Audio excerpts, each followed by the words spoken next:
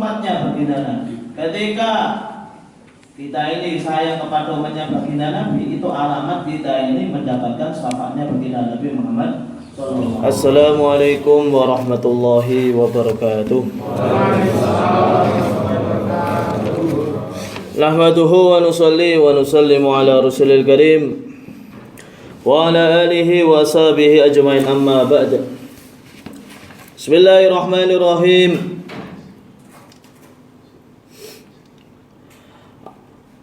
Ar-rahimuna yarhamuhumur rahman tabaraka wa ta'ala. Irhamu man fil ardi yarhamkum man fis sama. Ar-rahimuna, orang-orang yang menyayangi, orang-orang yang menyayangi. Yarhamuhumur rahman, maka Allah Subhanahu wa taala akan menyayangi orang-orang yang menyayangi tadi. Irhamu man fil ardi yarhamkum man fis sama. Irhamu, sayangilah kalian orang-orang yang ada di bumi, maka makhluk-makhluk yang ada di langit akan menyayangi kalian. Niki setunggal hadis pentingnya kita niki sayang dumateng makhluk-makhluk ya Allah Subhanahu wa taala. Entah niku makhluk niku rupane nggih kados manusia, seperti manusia, ataupun bahkan selain manusia, entah itu hewan dan yang lainnya. Maka kita ini diperintahkan oleh Nabi Shallallahu Alaihi Wasallam untuk menyayangi mereka. Tonggo nggih kita sayangi, dalam artian sayangi mboten anu nggih, mboten menyeleweng. Mboten menyeleweng. Jadi menyayangi tetangga dalam artian kita saling menghormati tetangga. Kita bermasyarakat, berteman, ya kita harus sayang kepada mereka. Bahkan kalau kita ini mempunyai hewan-hewan ternak ataupun yang lainnya peliharaan kita, maka kita diperintahkan untuk menyayangi mereka. Kita punya kucing, jangan setiap hari dipukulin. Kita punya ternak, setiap hari dipukulin mukanya. Ini ku mboten sayang atau niku. Lah Islam niki menganjurkan sayang kepada seluruh makhluk, bukan kepada hanya manusia saja, bahkan seluruhnya. Ngoten niku. Lah asile niku napa niku? Nah tiyang niku sayang dumateng makhluk ya Allah Subhanahu wa taala yang ada di dunia ini, maka para malaikat akan mendoakan ampunan kepada kita. Kita niki pun dosane kathah dosa kita niki kathah. Pentinge dijalukne sepura dening malaikat. Lah di antara carane pripun? Di antara carane kita niki menyayangi makhluk-makhluknya Allah Subhanahu wa taala. Dengan kita ini sayang kepada makhluknya Allah Subhanahu wa taala, kita ini akan mendapatkan doa dari para malaikat. Ketika akan nanti yang niku senantiasa doa, Allahumma ighfir umat Sayyidina Muhammad, ya Allah ampunilah umatnya baginda Nabi Muhammad sallallahu alaihi wasallam. Kemudian Allah mastur umat Sayyidina Muhammad, ya Allah tutupilah aib-aibnya umatnya baginda Nabi Muhammad sallallahu alaihi wasallam. Kemudian Allah majbur umat Sayyidina Muhammad sallallahu alaihi wasallam, ya Allah tambalilah kekurangannya umat baginda Nabi sallallahu alaihi wasallam. Kemudian doa lagi, Allah masli umat Sayyidina Muhammad, ya Allah perbaikilah umatnya baginda Nabi Muhammad SAW. Nah yang niku mengistiqomahkan ataupun sering membaca doa tersebut, berarti dia ini alamat sayang kepada umatnya baginda Nabi. Ketika kita ini sayang kepada umatnya baginda Nabi, itu alamat kita ini mendapatkan syafaatnya baginda Nabi Muhammad sallallahu alaihi wasallam. Kemudian wonten hadis malih dua perkara yang tidak ada yang lebih utama daripada dua perkara tersebut. Ada dua perkara yang tidak ada yang lebih utama daripada dua perkara tersebut. Yang pertama adalah iman kepada Allah. Iman kepada Allah itu adalah syarat kalau orang itu amalnya mau diterima oleh Allah Subhanahu wa taala. Iman. Jadi pokoknya ataupun napa niki pondasinya ataupun syaratnya orang itu bisa masuk surga, mendapatkan ridhonya Allah ya kedah iman kepada Allah Subhanahu wa taala. Kemudian yang kedua adalah wanaf'ulil muslimin, bermanfaat kepada orang-orang Islam yang lainnya. Terus kita jadikan diri kita ini bermanfaat, bukan menjadi duri kepada yang lainnya. Bermanfaat kepada yang lainnya. Mungkin ucapan kita, bagaimana ucapan kita ini senantiasa membuat orang itu gembira kepada kita, bikin gembira kepada teman-teman kita, tetangga-tetangga kita. Kemudian dengan harta, kita punya harta, bagaimana dengan harta kita ini manfaat untuk orang lain. Ini harta saya ya untuk saya, terserah saya. Ya itu memang benar, itu harta milik jenengan. Cuman yang paling utama adalah kalau harta digunakan untuk kemanfaatan orang lain juga. Kemudian kalau kita punya badan, bagaimana badan kita juga ada manfaatnya dengan orang lain. Jangan seenak kita sendiri, sehingga apa-apa yang kita punya itu nanti itu akan bermanfaat untuk kita di dunia ataupun di akhirat. Punya harta mau sedekah, punya harta mau infak, lah nanti hasilnya kita petik di dunia dengan barokah hartanya, dengan barokah kehidupannya. Kemudian di akhirat akan mendapatkan pahala dari sedekah ataupun perbuatan baik kita. Begitu juga berarti sebaliknya, kalau harta kita gunakan untuk yang tidak baik, itu alamat menjadi harta kita itu enggak barokah. Begitu juga perbuatan kita kok enggak baik, berarti menjadikan tidak baik untuk diri kita di kemudian hari. Maka apa yang kita punya bagaimana digunakan untuk kemanfaatan untuk diri kita pertama, kemudian untuk orang lain juga jangan ditinggalkan. Qala Rasulullah sallallahu alaihi wasallam, "Man asbaha la yanwi ad-dulma ala ahadin."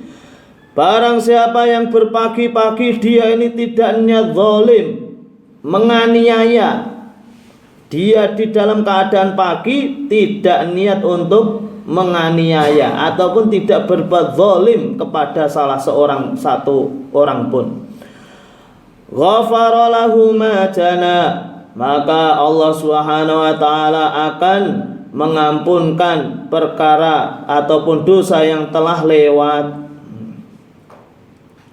Majana. Makanya pagi-pagi kok kita ini niat, ya Allah, saya di hari ini saya tidak akan berbuat zalim, ya Allah. Saya tidak akan berbuat aniaya kepada siapapun. Maka Allah Subhanahu wa taala akan mengampuni perkara-perkara yang terlewat dari dia. Mungkin di hari itu dia ini berbuat yang zalim, tetapi dengan niatnya yang baik di pagi hari tadi itu, kezalimannya dia akan diampuni oleh Allah Subhanahu wa taala. Dan barang siapa yang berpagi-pagi niat nasratal madluma wa qada'a hajatil muslim kanat lahu ka'ajri hajjatin mabruratin.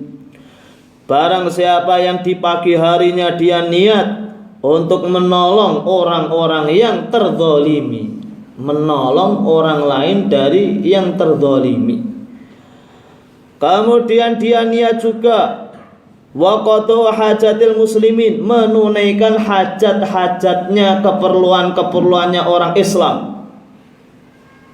Hajatnya orang Islam banyak. Mungkin perlu bantuan dengan tenaga kita, mungkin perlu bantuan dengan harta kita, mungkin perlu bantuan dengan usulan-usulan kita ataupun pendapat-pendapat kita. Ini juga bantu juga.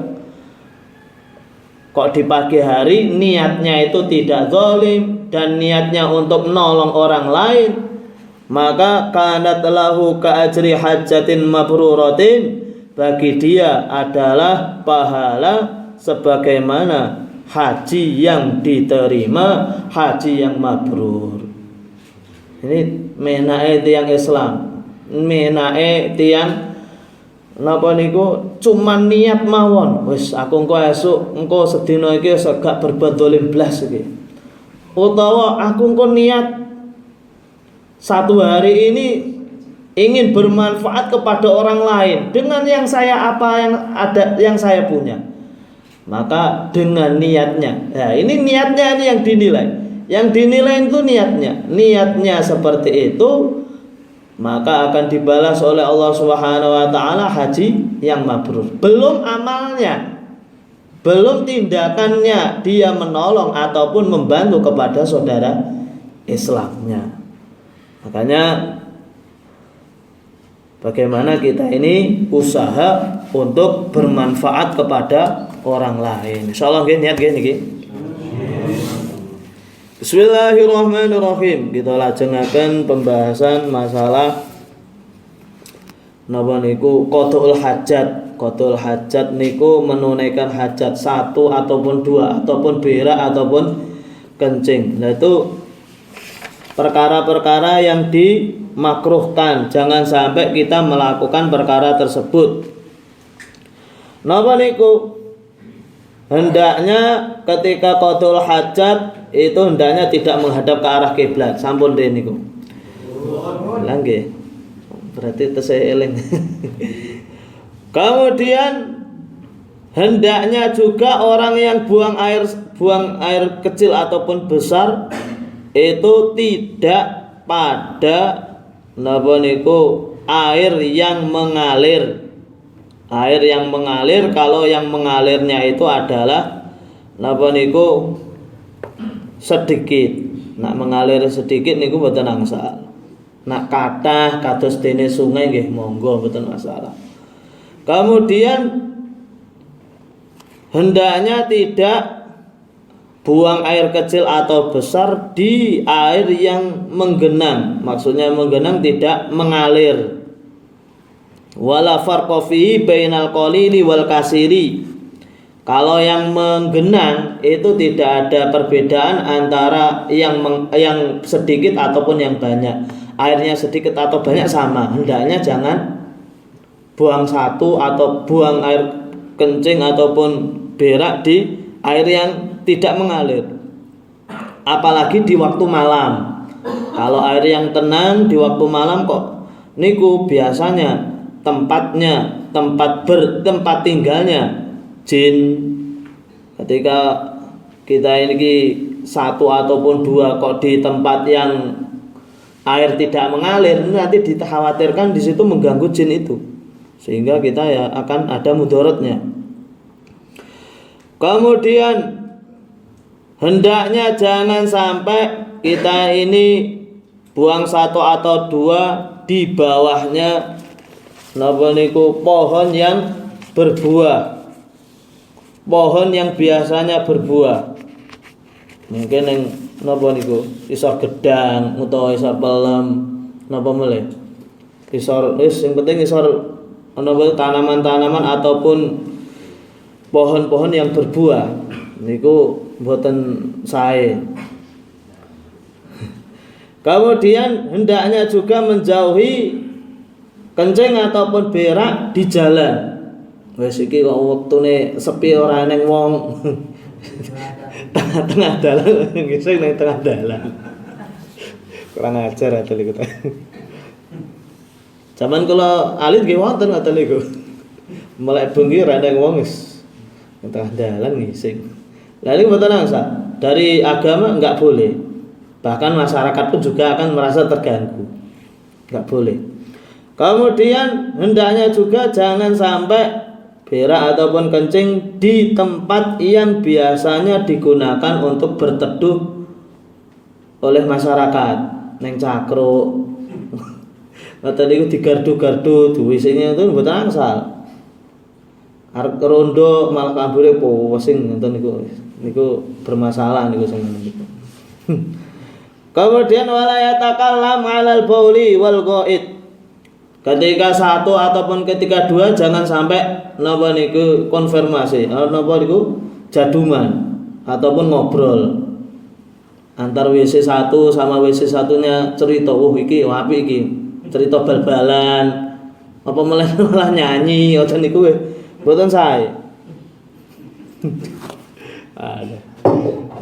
Kemudian juga tidak diperkenankan ketika satu ataupun dua ataupun berak ataupun kencing untuk menghadap ke arah kiblat. Kiblat sudah menghadap ke arah matahari ataupun membelakangi matahari. Niku dimakruhkan juga. Maksudnya pripun? Ketika matahari terbit itu dari timur, kita beraknya menghadap ke arah timur ataupun menghadap ke barat. Lah niku mboten angsal. Ataupun ketika tenggelamnya matahari di arah barat, kita beraknya ataupun kencingnya itu menghadap barat atau hadap timur. Kalau menghadap timur berarti membelakangi matahari, kalau hadap barat berarti menghadap ke matahari. Niku nggih dimakruhkan.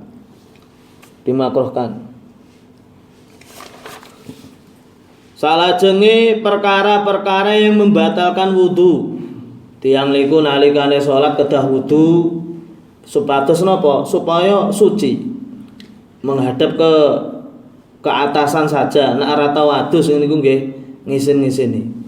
Napa melih kita niki nak nalikane salat menghadap zat yang menciptakan langit bumi kok saenenge ngoten jane nggih mboten pas. Utawa tanpa bersuci. Dan niku mboten pas.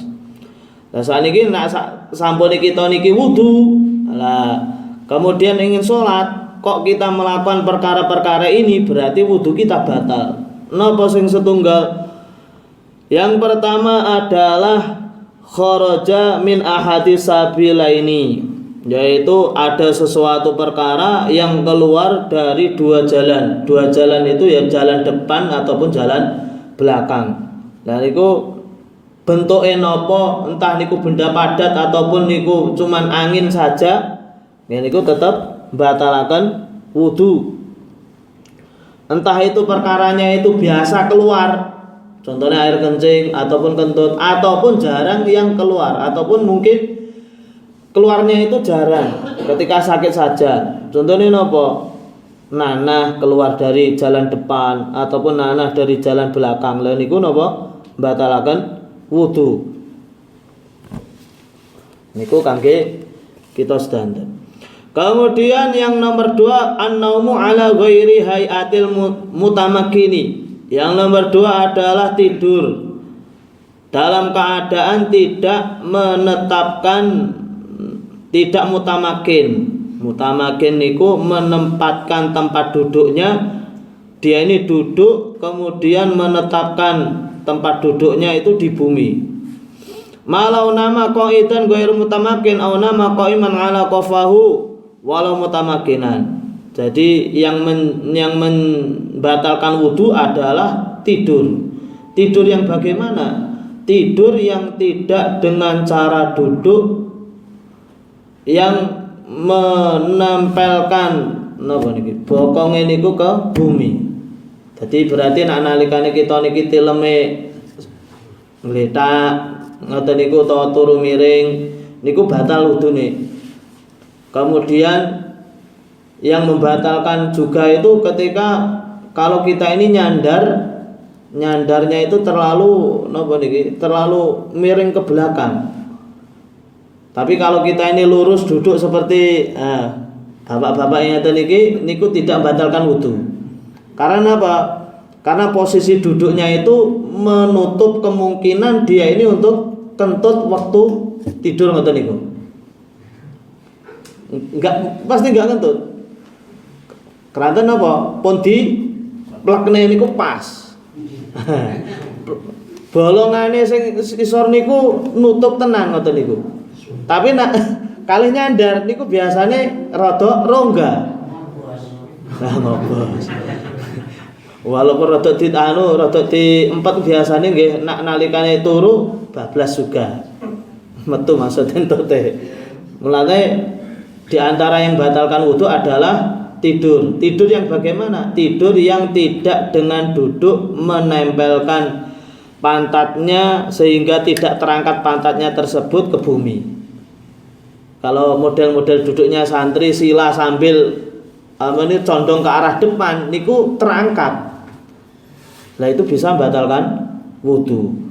Apalagi tidur dengan tidur terlentang ataupun yang lainnya. Kemudian zawalul akli, hilangnya akal dengan cara mabuk dan yang lainnya.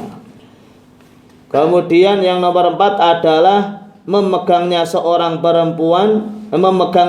laki-laki ke perempuan yang ajnabiyah. Ajnabiyah niku perempuan yang tidak ada hubungan nasab kepada dia. Niku kalau memegang ataupun menyentuh niku batal. Lah istri niku nggih batal. Keranten apa? Karena istri itu bukan mempunyai hubungan kepada kita ini sebab nasab, tidak. Enggak mungkin sebab nasab. Yang sebab nasab itu adalah ibu, adik, sampingnya itu bibi, kemudian ke atas lagi itu nenek dan yang lainnya. Lah kalau istri, memegang istri itu membatalkan wudu. Alasannya dia ini bukan mahram dia. Bukan enggak ada hubungan satu darah dengan dia, makanya itu membatalkan wudu. Dia ini halal, istri itu halal gara-gara ada pernikahan. Nah, halalnya itu bukan disebabkan oleh nasab, tidak, tapi pernikahan. Makanya kalau pendapatnya Imam Syafi'i yaitu menyentuh istri membatalkan wudu min ghairi hailin, dengan tanpa ada napa niku aling-alingi. Insyaallah nggih niki. Wonten pertanyaan cekap?